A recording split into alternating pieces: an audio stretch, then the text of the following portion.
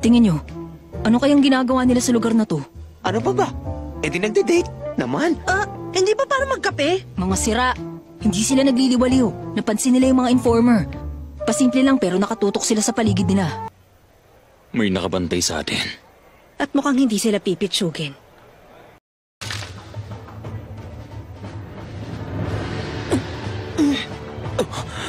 Biglang nagbago ang aura nilang dalawa.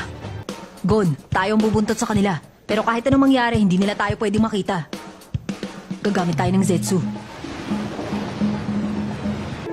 Nakalabas na sila sa plaza. Kakapasok lang nila sa maliit na kalye. Okay, copy.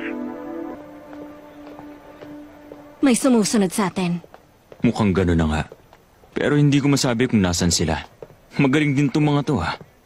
Hindi ko sila nararamdaman. Oo, perpektong Zetsu nila. Oh, Finks, bakit?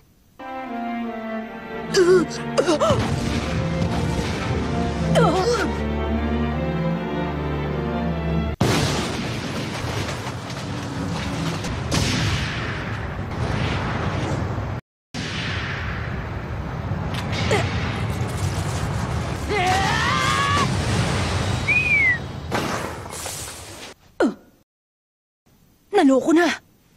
Okay, bata. Meron ako mga tanong para sa'yo.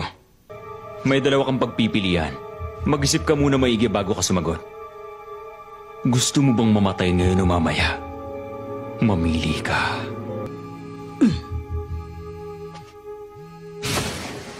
Bale, wala yan. Kaya wag mo nang uulitin. O bata, matalinong kaibigan mo, sumuko siya. Welcome sa base namin.距離